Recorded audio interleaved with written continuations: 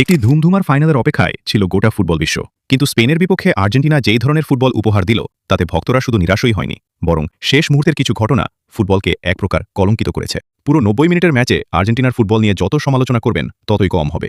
মাঠের ফুটবলে আর্জেন্টিনা শুধু বলের পেছনেই দৌড়েছে এবং কোনো রকম সময় পার করার চেষ্টা করেছে। এর বাইরে তাদের ইতিবাচক কোনো পারফরমেন্স ছিল না। এমিলিয়ানো মার্টিনেজ গোলপোস্টের নিচে অসাধারণ কিছু সেভ না করলে পরাজয়ের ব্যবধান আরও বড় হতে পারত। লিসান্দ্রো মার্টিনেজ, কুটি রোমেরো কিংবা বদলি খেলোয়াড় কেউই ফাইনালে নিজেদের চেনা ছন্দে ক্লিক করতে পারেনি। তবে সবচেয়ে বড় ধাক্কাটি আসে খেলা শেষের বাঁশি বাজার পর। পুরো টুর্নামেন্টে নিজেদের যোগ্যতার প্রমাণ দিয়ে স্পেন যখন দ্বিতীয়বারের মতো বিশ্বকাপ জিতে উল্লাস করছিল, ঠিক তখনই আর্জেন্টাইন ফুটবলারদের আচরণ কোনো ফুটবলপ্রেমী মেনে নিতে পারেননি। ম্যাচ শেষ হতেই আর্জেন্টিনা ডিফেন্ডার নাহুয়েল মোলিনা সরাসরি স্পেনের রদ্রিকে আঘাত করে বসেন। ঘটনা সেখানেই থেমে থাকেনি। এরপরও লিয়ান্দ্রো পারেদেজ এসে স্প্যানিশ খেলোয়াড়দের গায়ে ডিরেক্ট আঘাত করেন এবং মাঠের ভেতর চরম অশোভন আচরণ শুরু করেন।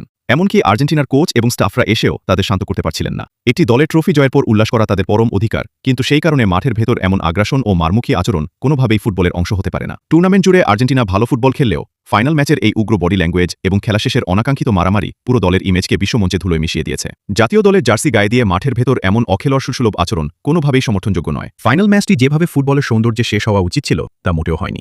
আর্জেন্টিনার খেলোয়াড়দের এই বিতর্কিত আচরণ এবং ফাইনালের এই পারফরম্যান্স নিয়ে আপনাদের মতামত কি? কমেন্টে জানান।